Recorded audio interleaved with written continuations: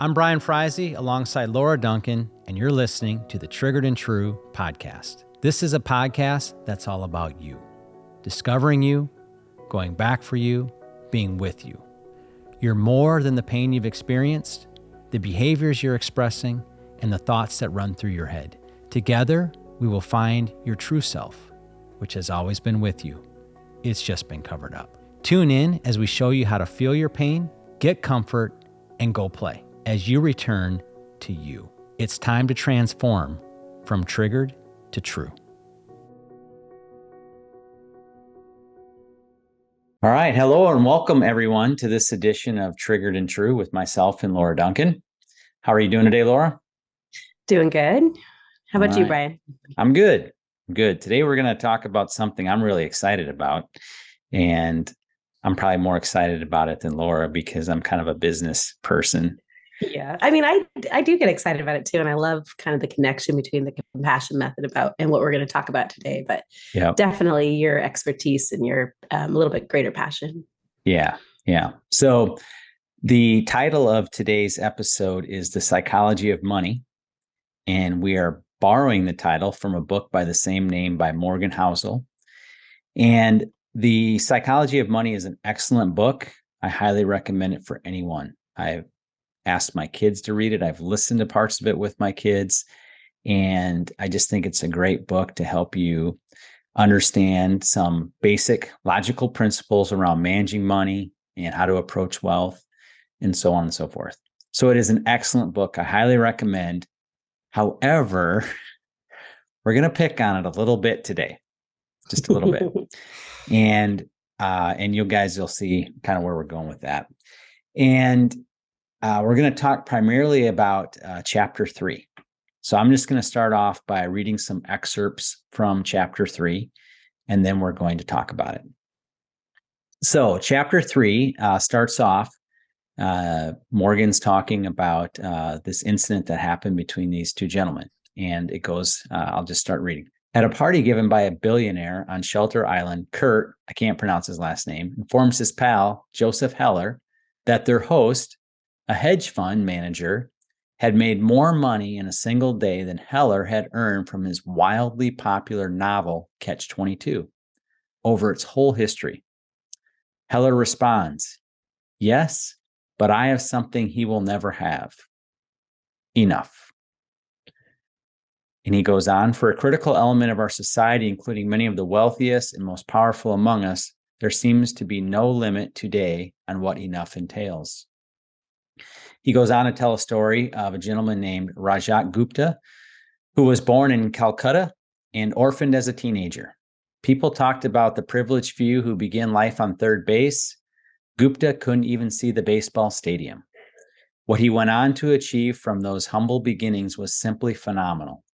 By his mid-40s, Gupta was CEO of McKinsey, the world's most prestigious consulting firm. From the slums of Calcutta, Gupta had quite literally become one of the most successful businessmen alive. With his success came an enormous amount of wealth. By 2008, Gupta was reportedly worth $100 million. It's an unfathomable sum of money to most. Rajat Gupta wanted to become a billionaire, and he wanted it badly. And then the story goes on to share how Gupta ended up going to prison for insider trading because he was so obsessed with trying to get to that billionaire mark that he skirted some rules and was caught, and his career ended up kind of in shambles. And then they share another story, one that many have heard a lot about Bernie Madoff. And one of the interesting things that Morgan discusses in this chapter is he says, before the Ponzi scheme that made Bernie Madoff famous, he was a wildly successful and legitimate businessman. Bernie Madoff's legitimate, non-fraudulent business was by any measure a huge success. It made him hugely and legitimately wealthy. And yet, the fraud. The question we should ask of both Gupta and Madoff is why someone worth hundreds of millions of dollars would be so desperate for more money that they risk everything in pursuit of even more. There is no reason to risk what you have and need for what you don't have and don't need. All very logical, right? Very logical. Yep. The hardest thing to get, the author goes on to talk about the hardest thing is to get the goalposts to stop moving. And he talks a lot about social comparison being a big part of the problem and so on and so forth. Now, great stories, great illustrations of what not to do. However, I feel this is where the book falls a little bit short because it brings these issues to light, sheds a lot of logic, but never really addresses the why or what could possibly be the why behind the reason why it is so difficult to get the goalposts to stop moving, to just say, I have enough. And also why it's so difficult to avoid the negative aspects of social comparison. So today we are going to add a little more to the chapter, if you will.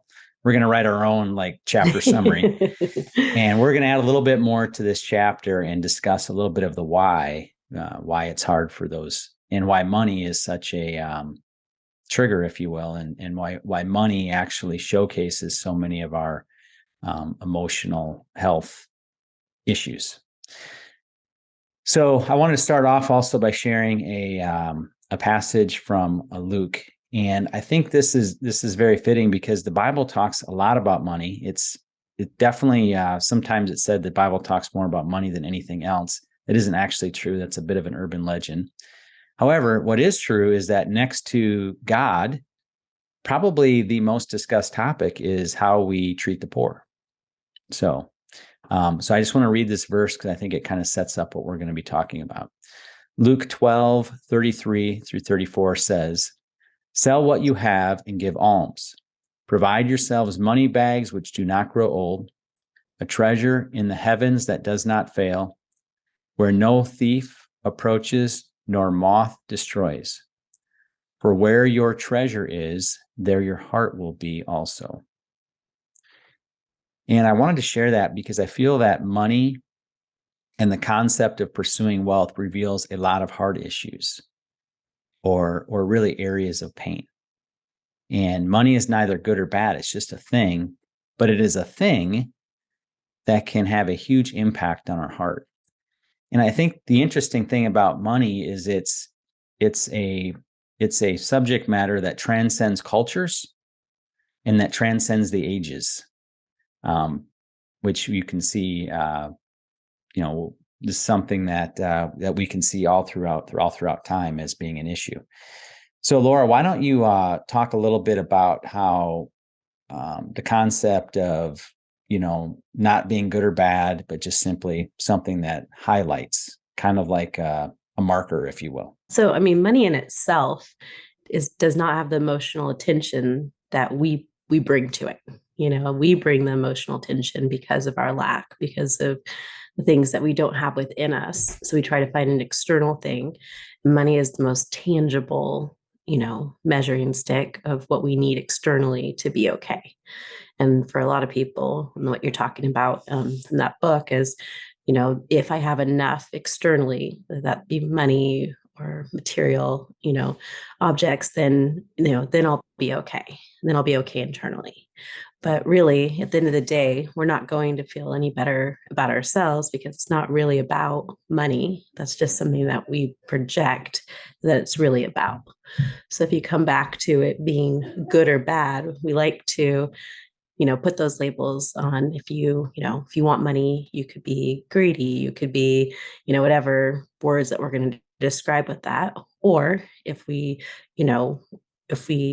don't want money, then sometimes that can be considered like a good thing or vice versa. And so we want to put those labels on it to say that this is how we're supposed to do it. Even like books that teach us how to invest money and be good stewards and save money has a lot of strong, you're really good if you know how to invest, and you're really good if you know what to do with money.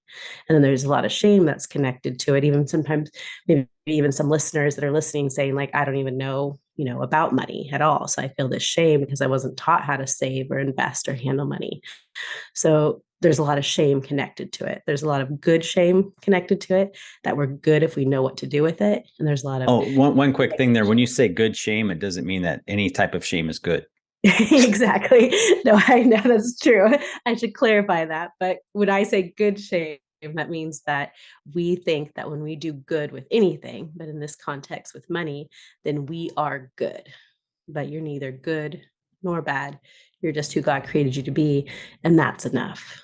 But as soon as we put measuring sticks on if we're better because we know what to do with money, or we're worse because we don't know what to do with money, both of those are going to lead you down a path of shame. Yeah, all excellent points. And there's a reason why money wreaks the havoc in people's lives that it does. And like we've talked about, transcending the ages, transcending time. And a lot of it has to do with it being just a really popular protector. We talked about protectors in the last podcast, but just in case anybody just is coming into this one blind, you just want to explain what a protector is one more time? Yeah, protector is anything we use to make ourselves feel less of a lack. And a lot of times those protectors can be addictions or things that can hurt us, but because they've served us well to make us feel like we have our needs met, make us feel like we're getting, that they're going to take care of us, then we use those protectors to be able to feel like we're okay. Mm-hmm. Starts way back in early childhood development, but it's whatever served to fill the gap of what our lack is. Yeah. And I think that in this case, when we talk about protectors, there's also obviously a lot of shame connected to protectors, because a lot of things that we use for protection or to comfort our heart are not necessarily things that are good. Like if it's an addiction or whatever, there's a lot of shame connected to it. But the important thing is to recognize that it is simply our heart doing the best it can with what it knows to try to take care of itself. Yeah. And so that's why when I'm meeting with people one-on-one, I don't instantly, like, let's just say that money came up as a protector with a client that I'm working with. I'm not going to instantly be like, oh, that's a protector, we need to get rid of it right away. I'm going to let them be able to hold on to it until they feel safe enough to let it go. And so much of the time, because our protectors can have sometimes a negative impact on us, we want to just be able to rip them out of people's hands and get rid of them because they're negative. But protectors are like a blankie. They've kept us safe and protected until we get a true protector, until we get our true needs met. It's okay to hold on to those things until we can truly let them go, not just get rid of them. And a true protector, that is a great way to put it. And as I was preparing for this podcast, I actually texted you. I had like this revelation that really a protector is nothing more than a substitute or a stand-in for one of the 10 gifts. Yeah, it's like a space holder in a way. It's like our way of trying to fill that gap until we actually get what we really need, which would be the 10 gifts, our emotional needs being met, and something that money or any protector is never going to be able to meet. Yeah. And money just happens to be a really popular stand-in. Mm-hmm. Yeah, it really is, because it gives us stability. It feels like it protects us. Well, we think it does. Like exactly. Yeah, we think it That's does. Very, very true. It gives us the illusion of those needs being met, even though at the end of the day, we're still just as lonely, just as anxious, just as stuck. But it gave us that illusion. And that's why people keep wanting to make more and have more, because they feel like it's going to make them okay internally. This kind of brings to mind a quote that I had recently read from C.S. Lewis. And his quote is, "Wickedness, when you examine it, turns out to be the pursuit of some good in the wrong way." That's good. So I'll read it again. "Wickedness, when you examine it, turns out to be the pursuit of some good in the wrong way." It's a great connection to money, because money in itself is not evil, but it's that connection of pursuing it in the wrong way that can create an evilness to it. Yeah. And I kind of looked at his quote as saying wickedness is essentially looking for the 10 gifts, which we've talked a lot about, the 10 gifts. And we talk, I think episodes 5 and 25, we were exclusively focused on the 10 gifts. We'll talk about them a little more, but if you want more on the 10 gifts, those would be great episodes to check out. But wickedness is looking for the 10 gifts in the wrong place and with the wrong energy and so on and so forth. So if we think back to the two gentlemen that were discussed in the chapter 3 of the book, Psychology of Money, I think it's very possible to say that their quest for more was simply driven by a deep-rooted, unmet emotional need, or a gift, as we like to call them. We call them gifts, but really they are also could be looked at as emotional, deep core needs. And it's as simple as that. I know it kind of reminds me of, like, I've used the the quote, or however you want to say it, that in early childhood development, we need connection like we need food and water. We're desperate to have it. We'll steal for it. We'll compromise ourselves for it because we're desperate to have that. And that kind of connects a lot to money in many ways. The gentleman that you talked about that ended up doing inside trading and ended up, destroying his, career, came from a franticness that needed connection at all costs and thought that being successful financially was going to meet that need. And we also know, and obviously we don't know these people. We're not trying to guess at their motivations, but we're just throwing any of this out for examples to see, because you look at a story like that and we're like, well, how could anyone do something so absurd? They were already, worth this much money. Why would they risk all that and do something so absurd? Well, when you think about some of even our own personal motivations and why we do some of the dumb things we do. Yeah. And we connect that back that, the only reason we did that is because we were hurting and we had an unmet need and we were trying to get that need met the best we knew how. Exactly. We didn't know what we didn't know. Exactly. Like he's experiencing that on a large scale of, having the consequences of putting money before more important things. But I mean, how many of us have done it? How many of us have compromised ourselves for financial gain or compromised ourselves to be okay in it? I mean, it may be a small degree and not be as large as millions and billions, but we've all done it to some degree. Yeah. Well, I'm just going to read through the 10 gifts. And as I'm reading through them, I just want our listeners to think through of think about how money, maybe even in your own life, you could see how money has maybe been a stand-in. Yeah. As a substitute for the true nature of this 10 gift. So I'll just I think that's them. A great idea. Thinking about money and your relationship to money specifically. That's great. Yep. So the first one I'll read is, I'll just read through them. Acceptance, protection, value, provision, enough, knowing that we are enough, seen, heard, play, affection, and taught. As I went through this list preparing for the podcast and thinking through just some of them, and I think of acceptance, that was the first one that came to my mind of being like, yeah, I could totally see how money can make people feel accepted. Yeah. And how it can be achieved. That feeling. Yeah. Like we can now be members of the country club or, whatever, that group. And we're now accepted because we can do those things. Yep.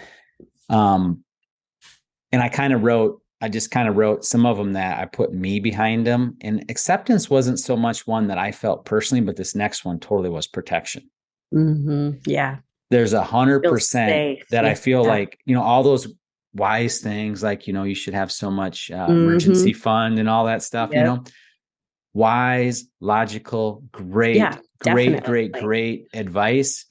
However, if I'm getting my emotional need met of being protected by that fund, it's a cheap substitute for the real gift. Exactly. And it's really actually not as stable as we think, even if we do everything right. I mean, how many people have done everything right and still have things blindside them and they end up being just as unprotected, even though they tried their best to be protected. Oh yeah. I make sure everything I have that's in cash is an FDIC insured account. And I'm like, then you think about it, I'm like, well, that's only as good as long as the government's good. And there's always something that could happen. You know what I'm saying? That's true. There always is, no matter how wise you are. Again, like you said, I think it's I'm looking forward. I haven't read this book yet, but I'm looking forward to reading it. I've only read the chapter that we're talking about, but I'm looking forward to reading it because I'd love to learn more about it. So for everyone listening, this is not a put down to not learn and to not grow. We should do that for sure. 100%. But like Brian's saying, if we're making that something that's going to meet our emotional need, we're going to be dissatisfied with it because it's not going to give us, in this example, the protection that we're looking for. The next one, valued. Oh, you could totally see that, how people would feel valued by. Well, and our society definitely encourages these things too. I mean, if you ask somebody that was worth $50 billion, do you think that they're more valuable than the person that's worth, $50,000? They're going to say, yeah, they're more valuable, and people are going to act like they're more valuable and treat them more valuable. And so we see that as our model and our example. So our brain says, if I'm wealthy, if I have money, then I will be valuable. I will be accepted. I will be protected. Another one that I put my name behind, provision. And I mean, that's so practical, right? Because money can buy you all the provision you need, right? Yeah, exactly. Right? Food, and especially shelter. As a husband and as a father, as you are, taking care of your family, it can really give you that kind of boost of I'm a provider, I'm able to take care of. And that gives you kind of, can potentially, not that we shouldn't be proud of that, but it can give you a false sense of security. Yeah. And yeah, very much so, because provision doesn't come from money. Provision comes from a deep-rooted sense of knowing, tangible feeling of that provision deep inside of ourselves. Exactly. Yeah. I mean, I've shared my story before, but I was raised in a large family. We had very little money. And I didn't even know that we were poor our whole lives, because we had so much of these needs being met in our home that I felt full and satisfied. And I felt like there was enough, even though technically, logically, there wasn't enough. So it's not about how much money you have or how little money you have. It's what you're experiencing internally and emotionally in your environment. Yeah. Because the reality, we really only need to stay alive. We really need remarkably little. That's very true. We think we need a lot more because we're trying to meet these needs, but really, you're right. We don't need as much as we think we need. Yeah. Yeah. Another one, enough. And that's something I've always, enough is, if people have listened to this podcast, that's probably one of my biggest ones, like where I felt deficiency from back into childhood. Yeah. But interestingly, money I haven't ever really looked at money as meeting that need, but I totally can see how. So when I think about the gentleman that went to prison for insider trading, Rajat Gupta, he came from very, very, very, very meager beginnings. So and I was thinking about that. When his childhood programming was, and in India, that would have been, I don't know where the whole caste system and where he would have all of that cultural stuff going on, but we do know it was a factor culturally. Totally. To what degree, we don't know. So his childhood programming is, I'm a nobody, I'm worthless, I'm not enough. But if I would just do the next thing and get out of this hole that I'm in, I could be enough. And brilliant man that worked incredibly hard. He got himself out of that hole, but guess what? Which is extraordinary. Yeah. Which is extraordinary. And the probabilities of him getting out of that. Him. Yeah. Yes, he still took it with him. And even when he had it, it's still case in point. That's not how you can get that need to be met. And that's why when I hear, the outcome, there's no judgment connected to it. When I think about him as an individual making those decisions, logically, like you said, you already have enough. Why would you put yourself in that position? But to me, thinking about potential, what his childhood could look like, it makes perfect sense that he would need to have more because of the void, the deficiency within him that's insatiable. Yeah. Seen. Totally. I mean, money can help you be seen. I was thinking about the scene. Exactly. Yeah. You think of those stories of these people at, places where they're just throwing the money up in the air. Like, I need to be seen. And here's all this money flying in the air around them, that an extreme. Or the jewelry, the jewelry. Extreme big, but you see about it. And then just how people give you attention and see you, and you no longer feel invisible. Some of the most wealthy people, if you hear their stories, they were bullied, they were rejected, they didn't fit in. And then now all of a sudden they have all this money and people are admiring them and seeing them and respecting them. It could be very, addicting to have that feeling, especially if in your early childhood development, you didn't feel like you were, enough, that you weren't seen, that you were invisible. And then heard. Might not think of that right away, but money can give you a voice. It does. Like, people listen. People say, people how did you get listen. there? I want to hear. Yep. That's why we're reading the book. No. Yeah. The big thing is too, like, you're a potential donor, you're a potential client, you're a potential Yeah. customer. People want that. You know what I'm saying? So, Mm-hmm. oh, we'll listen to you. We like what you Yeah. have to say. Yep. We'll stroke your ego. Yep. Yeah. We'll do Yep. it. Anything you have to say. Yep. You could see how easily Feel that could get important. Yeah. manipulated. Valued. Yeah. Yeah. And then play. Obviously, money can help you play in Mm-hmm. certain ways. I think that's very appealing for, if it's not, the wounds we've already talked about, if not feeling like you're enough and all those things. Like, if you ask a lot of people what they would do if they won the lottery or, got a lot of money, a lot of people say travel, buy things, buy toys, have fun. Yeah. The lottery, you mentioned that. I'm not sure if I've shared this before with you, but I remember I bought a lottery ticket one time, maybe 20 years ago. Yeah.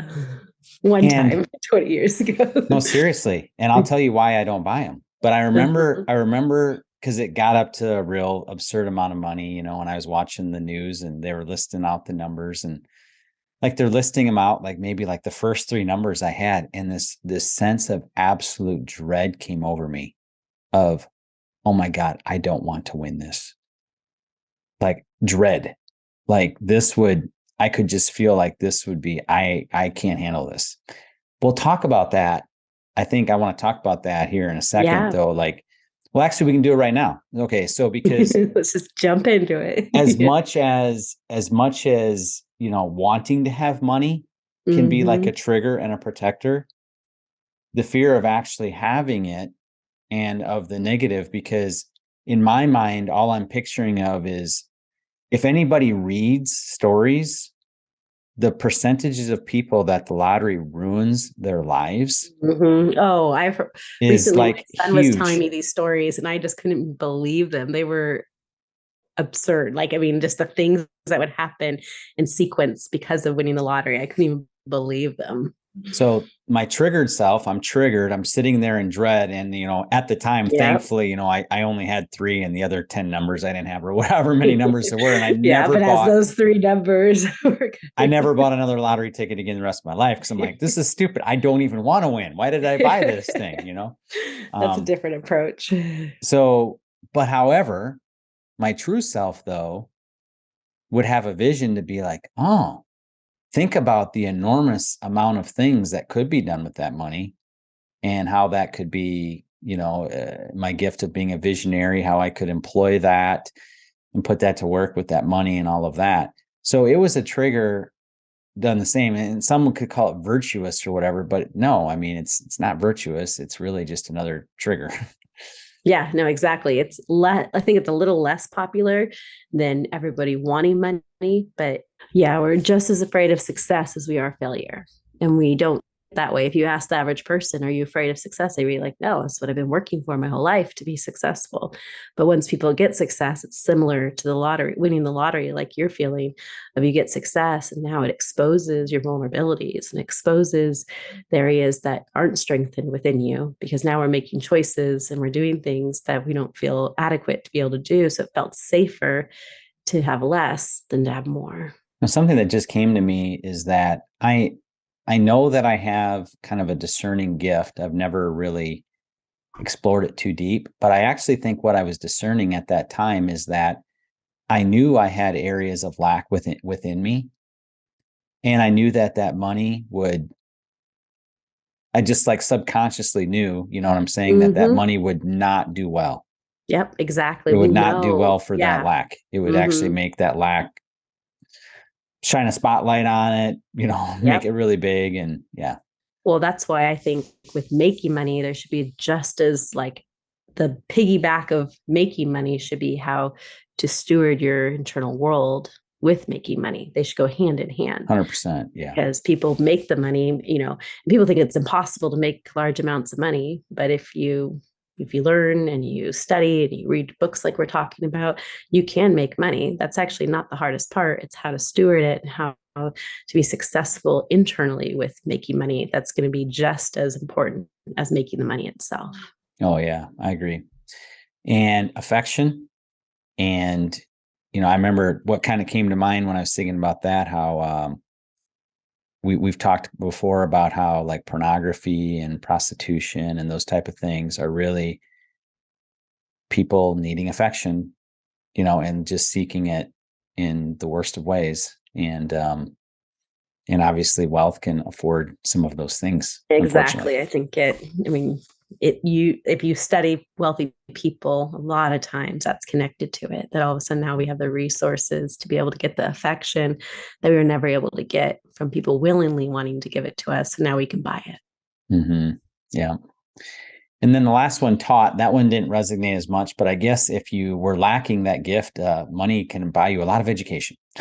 So it's true. The stability of learning how to do things, because now you have the resources to be able to learn that, whether that's to go back to school or just to even learn, self-taught or have others teach you. I think it can create some security and stability as well. But obviously that's probably not what your gift is. So you feel the least connected to it. I always kind of like having the contrast of both, the ones that were like, yes, I need that gift. And then the ones that were like, meh.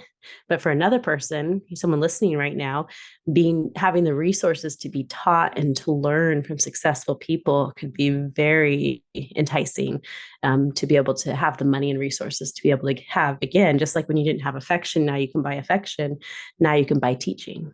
Well, I think I'd like to have you do now is, and we talked about, again, episodes 5 and 25, we talked a lot more about the 10 gifts, but why don't you just take a few minutes to talk about, okay, so if money is a substitute or a stand-in, that's it's an imitation of these gifts, or it gives us an illusion of having those gifts. Could you just talk a little bit about how to tangibly get these needs met?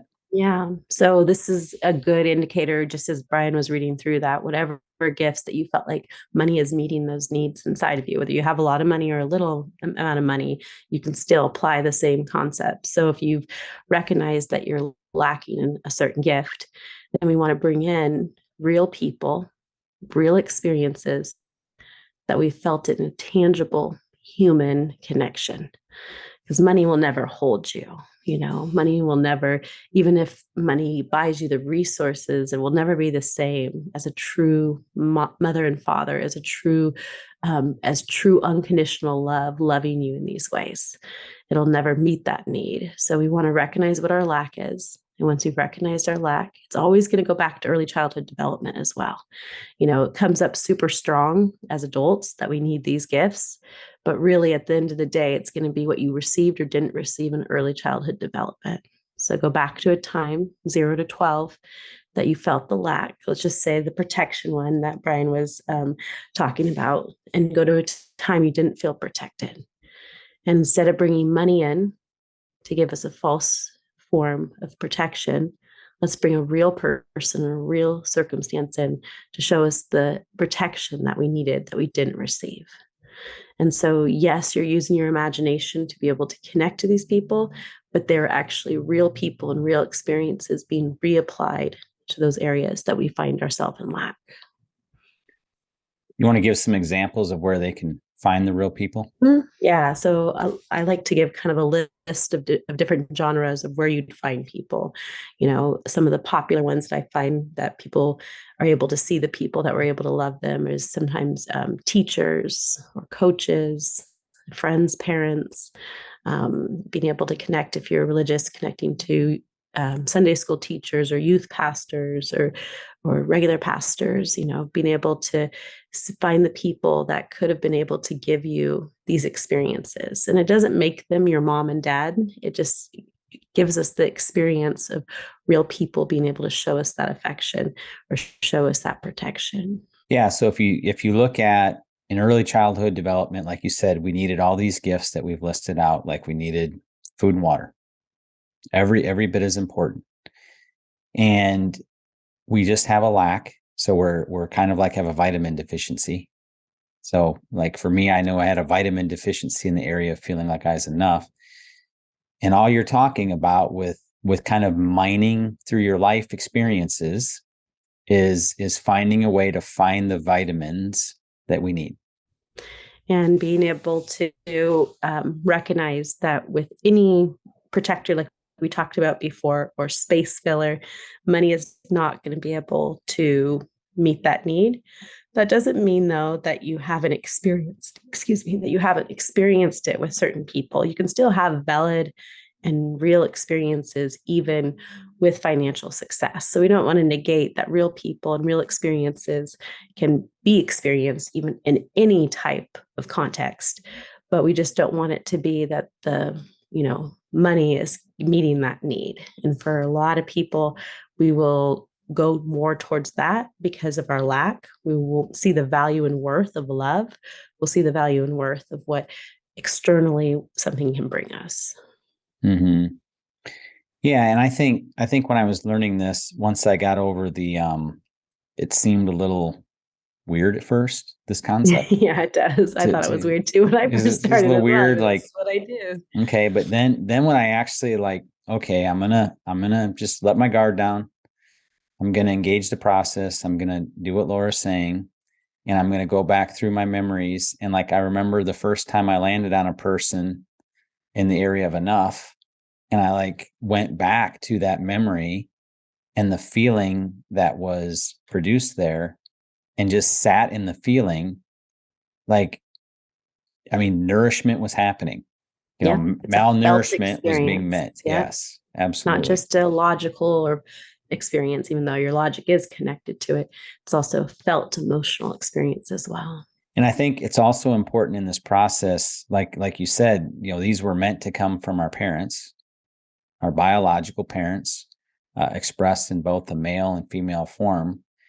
And at first, there was definitely a part of me that, I didn't want to, I felt like it made my parents look bad. Mm-hmm, exactly. But then I thought about, I'm a parent. And I'm like, yeah, I'm not doing this either. I'm like, no parent. Mm-hmm, exactly. No parent. So then I was just like, it's just like being real. It's like, hey, I don't care how good or bad your parents were. Yeah. There is no way you got all of these to the measure that you were meant to get in childhood. Exactly. Yeah. It's like there's no way that they gave you all the perfect vitamins and minerals, no, either because of ignorance or because of lack within themselves, they just can't. Every single person I've ever worked with has at least one unmet need or more that wasn't met. And the illusion of being raised in a good home can lead us to believe that we received them, even though we actually didn't receive them. Well, to conclude our time today, I think I'd just like to kind of give an overall summary. We talked about the two gentlemen at the beginning, and I think approaching this from an emotional health standpoint, I definitely know, since I'm in the business world, that I've had judgment towards men like that and people like that have done things like, well, that was stupid, and as I've learned more about emotional health, as I've learned more about why I've done some of the things that I've done and the why behind it, it helps me have a tremendous amount of compassion for other people and empathy that, had I been grown up in the same environment they grew up in, with the same mix of lack and all that other things, and been given those same opportunities, I could have done the exact same thing. We're all human. We all are subject to pain. For sure. Exactly. And we all have developed ways to get these 10 gifts, these 10 needs met in other ways. Yep. And just because it's not to the same scale does not mean we're not doing it. And largely it's not to the same scale because maybe it's a lot of it's timing and luck and being in the right time. Great. Yeah. If you study people that had great wealth, there's always this mixture of they worked really, really hard, but also they were fortunate to be kind of in the right place at the right time. And exactly. Right connections, all those things as well. Yeah.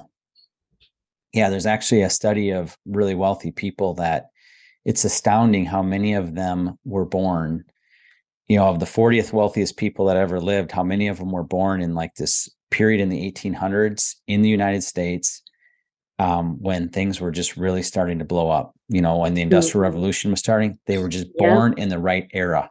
Yeah, exactly. But they still had to work hard. Yeah, there's so many factors, just so many things. But the bottom line is learning more about this has really helped in my area of judging others and then recognizing that, if I'm judging others, I'm also I'm doing that same judgment to myself. Yep, And exactly. you've talked about that kind of like when we're on our soapbox. Yep, exactly. It's so easy to look at other people, but whatever bothers us within other people is what bothers us within ourselves. Yep. Yep. And it's a blessing though, in a way, because that reveals, but we just have to learn how to follow the thread. Yep, exactly. Yeah. One thing I wanted to share about that is that being able to be emotionally well will lead to financial success. It will, because when our hearts are full, we no longer have certain tendencies that cause us to not take advantage or grow or be able to walk in certain opportunities that present themselves. So it definitely is connected to it. It's not just how you steward wealth when it comes, it actually leads to wealth as well. And we talked about that in our last episode. We talked about people that have been really successful in business. And you recognize that a lot of what drove them was their protectors, was their triggers. It's what drove them. And you're like, were they successful? Would they have been successful without it? But then we went on to say how the common theme in so many of them is that they burned out, they had horrible relationships, they had, marriages that all fell apart, and not good relationships with their children, and didn't have friends. And we're like, yeah, no, they actually still would have been very successful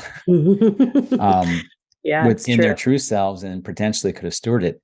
I read this amazing article last night about this lady. She's a very successful business lady. Her and her brother founded this business here in Illinois, where I live, in 1952. And it's actually it's a fertilizer and type business in agriculture. And she's now 99. Wow. She still works at the business. Oh my goodness, that's awesome. So they found this business in 1952. Today they sell products in, I think they said 70 different countries. Wow. And when she talked about her childhood, like from until 12 years old, she did not have electricity or running water in her home. And she grew up on a farm, and, chickens and cows and just gardening and all those other things. And I was just like, this is a lady that, she obviously doesn't need to work, but she's able to exercise like her true self.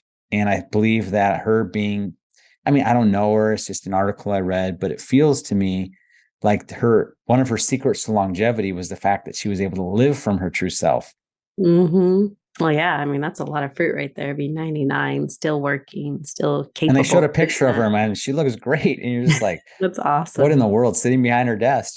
Yeah. And people could attribute that to being financially successful, but there's something internally going on inside of her that was able to walk through that and be able to be 99, not burn out, not given into protectors and addictions and things like that. So, yeah, that says a lot. Yeah, very impressive. So she probably had a great childhood, even though she didn't have electricity or money or anything. That probably led her all the way through. Yeah. Oh, absolutely. Yeah. No, well, thank you everyone for joining us for this episode. Again, Psychology of Money is a great book. Merge the book Psychology of Money with what we're talking about today, and you have got a Pulitzer Prize winning book, so that's awesome. But again, thank you for joining us, and feel free to ask us questions. And until next time, goodbye. Thank you again for joining us for this episode of Triggered and True. We hope that you enjoyed it. As a reminder, if you would like to ask a question, go to triggeredandtrue.com, scroll down to the bottom of the page, and click Ask. And if you would like to learn more about the Compassion Method, be sure to check out the Compassion Method Master Course, which can be purchased at compassionmethod.net. And as a podcast listener, you qualify for a $50 discount, which can be obtained by typing in the coupon code podcast50. Again, that's compassionmethod.net, coupon code podcast50. Thank you again. Goodbye.